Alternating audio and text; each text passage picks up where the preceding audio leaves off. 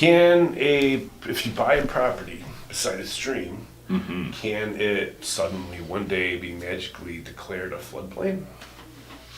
Not one day magically. Okay. But there are incidences where, I mean, floodplain maps, FEMA maps change.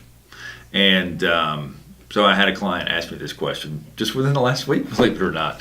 And so 100-year floodplains, I mean, it's not often that Uncle Sam's redoing that. It's very, very labor intensive. They're doing topographical studies, hydraulic flow studies, and those do change. And when you look at the maps over a large area, they don't change very much significantly. But if you're at an individual property, it could change significantly. The thing that I like is that we usually have 100-year maps and 500-year maps. Which 500 years ago we're talking like Columbus times, okay?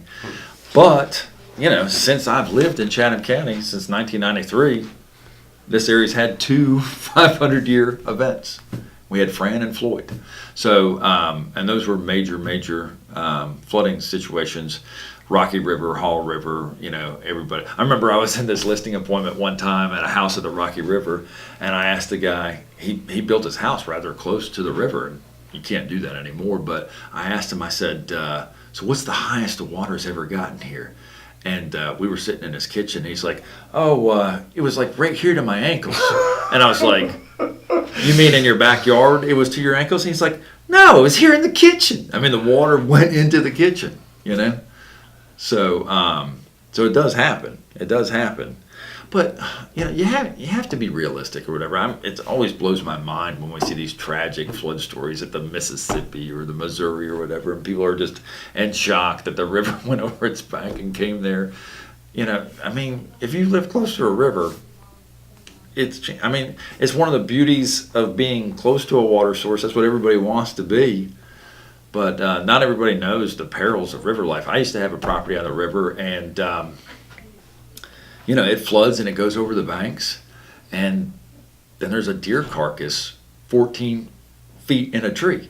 Well, I don't know what the average person can do, but it is not easy taking down a deer carcass 14 feet in a tree. I mean, that's one of the perils of living on the river. You have all your picnic tables, you have everything so nice and neat and mowed and yada yada, but flood comes and it's a mess. It's a mess. But floodplains, they can change, but significantly change. They're not going to significantly change unless you have a small property that's on a stream.